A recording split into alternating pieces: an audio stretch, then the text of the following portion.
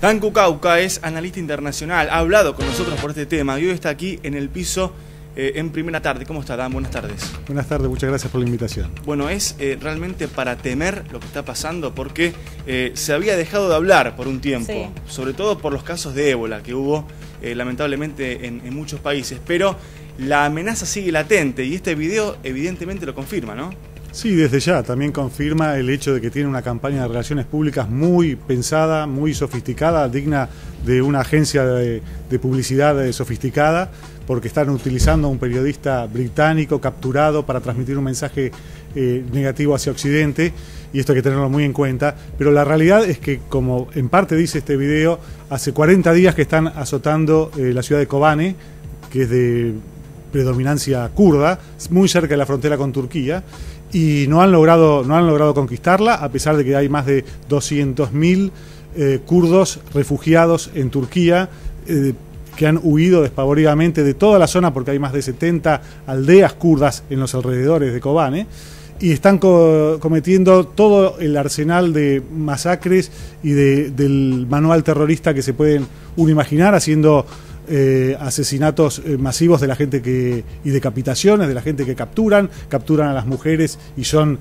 de alguna forma dispuestas nada agradablemente. Y por otro lado tenemos que tener en cuenta que hay más de unos centenares de kurdos de los Peshmerga, que son las milicias kurdas que están en el norte de Irak, avanzando hacia la zona de Kobane. Turquía dijo que los iba a dejar pasar hoy mismo, y aunque no se van a enredar en el combate propiamente dicho, llevan piezas de artillería y de fuego de mediana distancia, con lo cual va a ser un fuerte apoyo para esta batalla de Kobane, que al fin y al cabo es una batalla solo por un pequeño territorio en la frontera con Turquía. En el panorama más amplio se puede decir que está claramente estancado la amenaza del ISIS, no está para nada derrotado y es un peligro absoluto, igual que el primer día, pero ya se nota, a diferencia de la fulminante ofensiva que hubo en junio, donde ocuparon gran parte del centro de Irak,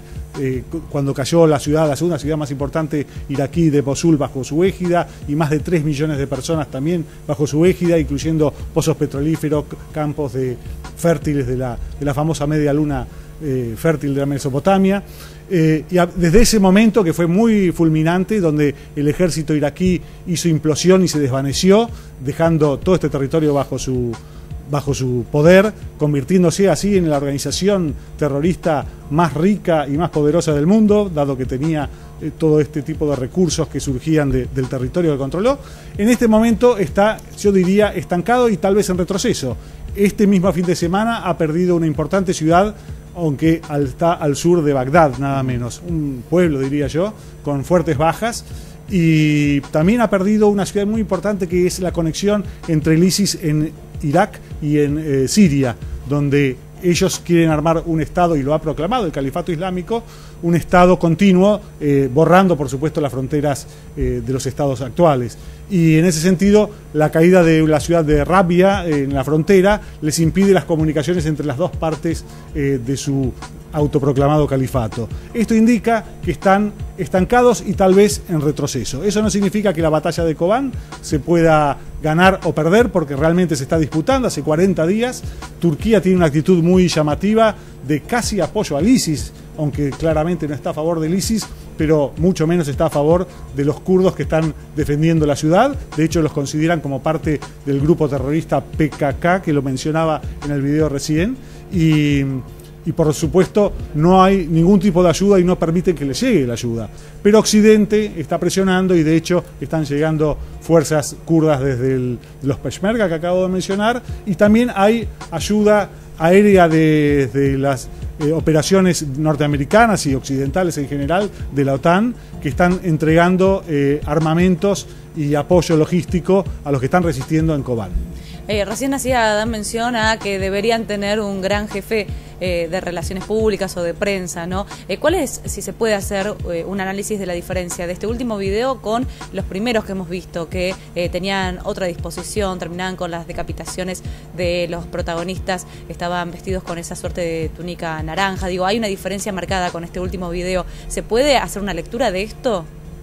Yo creo que sí, los otros videos tenían un objetivo claro de causar una revolución que nos causó a todos semejante atrocidad ante las cámaras de personas que son de nuestros países, ¿no? Que no son locales, que causó una impresión muy fuerte y tenían el objetivo declarado de impedir que se arme una coalición internacional que intervenga en la lucha contra ellos, lo cual fue un fracaso absoluto. De hecho, hace unos días, antes de que intervenga Francia, habían capturado en Argelia a un turista francés y lo decapitaron porque no se accedió a la demanda que Francia no intervenga. Lo mismo está ocurriendo en Canadá, donde hubo incidentes terroristas en estos días, no uno, sino dos, atribuidos al ISIS, y donde lo que se pedía también es que no intervenga Canadá, pero sin embargo Canadá sigue interviniendo, así como toda Europa y también los países de la Liga Árabe que están participando. Esa estrategia fracasó totalmente, aunque no fracasó el hecho de inspirar terror, miedo y quizás inspiración para sus simpatizantes. Es llamativo, pero esto es así. Esto es causal de orgullo para sus simpatizantes porque tiene una ideología absolutamente extremista, maniquea, donde buscan eliminar a todo aquel que lo piense exactamente igual o no sea de su propia etnia suní. Así que acá hay un cambio en los atuendos. El atuendo naranja se hablaba que tenía relación con cómo estaban vestidos los prisioneros de Guantánamo que venían de Afganistán. Y en este caso se ve que el simbolismo ya está cambiando, pero tenía un atuendo negro, lo cual también es una amenaza claramente de muerte inminente, y viniendo de esta gente muy salvaje que no duda en eliminar a cualquiera, no hay duda de que la amenaza es implícita y muy clara. Manuel. Con respecto al sistema que tienen de financiación, justamente el hecho que hayan estado calmos no significa que no sigan actuando. De todas maneras, su sistema de captación es muy importante. Pero su financiación, ¿por cuánto tiempo les puede permitir subsistir? De hecho, Siria está partida e Irak también. Sí, hasta hace poco tiempo los principales banqueros de este grupo terrorista gigantesco eran los países del Golfo Pérsico, Qatar, Arabia Saudita, no oficialmente, por supuesto, extraoficialmente, y otro tipo de actividades ilegales que hacían, como extorsiones, etcétera. Pero a partir de haber capturado casi un tercio de Irak y parte del norte de Siria, han caído bajo su poder pozos petrolíferos y grandes campos de sembrado, de granos, silos sobre todo, y están utilizando esto para sus beneficios. Se estaba estimando que este grupo tenía entre 1 y 3 millones de dólares diarios de ingresos solamente por la venta de petróleo, por supuesto ilegal, y también lo usaba el grano para establecer y consolidar su poderío, ya que lo estaba como regalando a un precio muy bajo a toda la gente que vive bajo su égida. Por supuesto, esto es pan para hoy y literalmente hambre para mañana, porque estaba regalando algo y no se está volviendo a cosechar.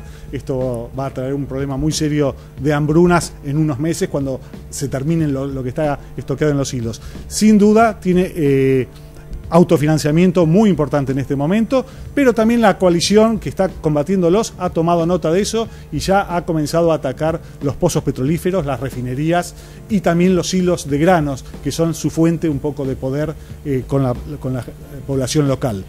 ¿Ese es el plan de Obama ahora, Adán? ¿Así sigue? Así es, el plan es muy claro, es atacar e ir degradando poco a poco al ISIS, lo cual no es muy ambicioso, simplemente hacerle daño y a largo plazo tratar de frenarlo y finalmente derrotarlo.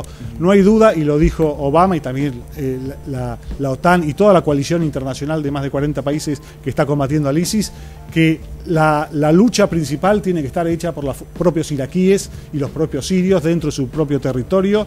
Y esto también se está organizando. Eso va a ser la única posibilidad de derrotarlos definitivamente.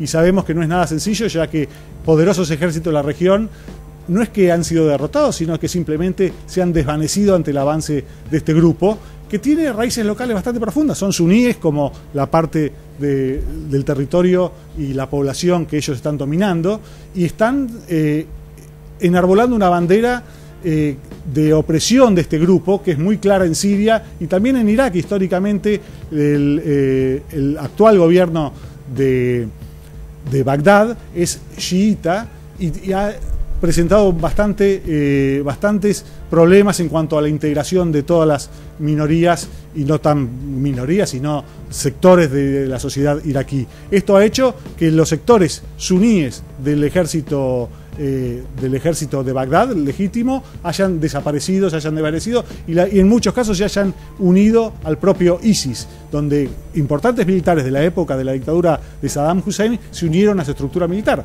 Así que es un problema bastante complejo que va a tardar muchísimo tiempo en resolverse, no es de la noche a la mañana, y por ahora no hay tropas terrestres que los estén derrotando.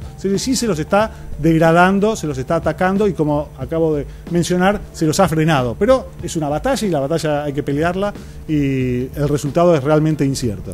¿Y cuál es el grado certero de las amenazas? Digo, porque han amenazado a varios primeros mandatarios. De hecho, la presidenta Cristina Fernández de Kirchner también denunció que había sido amenazada por ISIS, amenazas al Vaticano. Hubo un episodio también en Canadá en estos últimos días, un hombre que logró mostrar que la seguridad de Cameron no era tan buena como se esperaba. Digo, ¿hay que tener realmente miedo?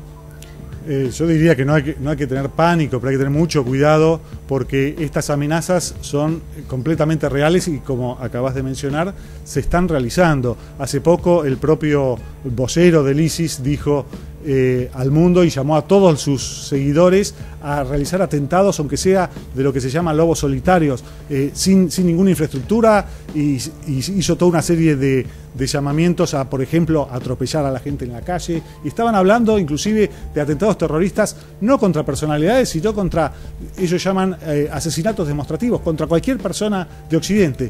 Esto que pasó en Canadá la semana pasada, donde se trató de atentar contra el Parlamento, fue un lobo solitario con un arma que entró, y era un reciente convertido al islamismo radicalizado, un canadiense así. En Jerusalén, perdón, hace unos días también hubo un atentado de un hombre en un auto que atropelló a 8 o 9 personas, mató de hecho un bebé. Exactamente, y mató a un bebé de nacionalidad norteamericana de pocos meses, y también mató a una señora que acaba de morir en estos días, que quedó gravemente herida en ese atentado.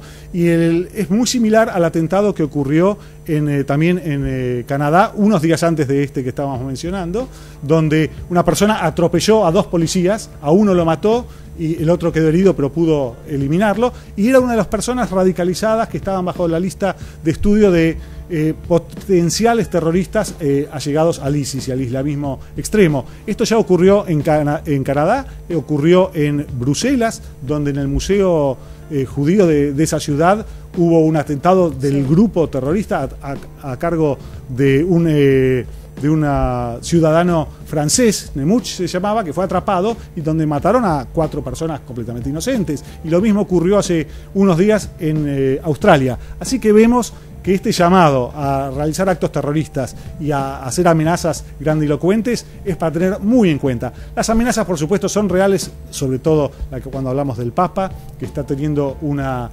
actitud muy confrontativa, que no es muy natural en el Vaticano, contra justamente este Estado Islámico, que inclusive declaró que era lícito defenderse de esta amenaza, el propio Papa, y no deja de referirse a este tema como una gran amenaza, por supuesto, porque hay decenas de miles de cristianos, propiamente dichos, perseguidos y asesinados en este momento en el territorio del ISIS.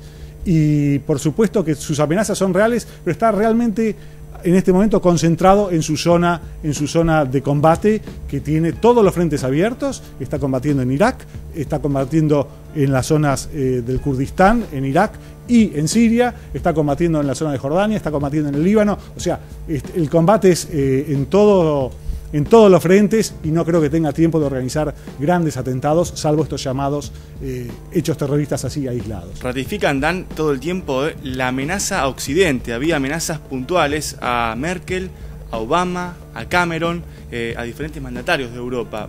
¿Cuál es la raíz de esto? La raíz del conflicto. Mucha gente no lo sabe y desconoce, pero a la vez tiene miedo, porque también la amenaza a Occidente nos involucra.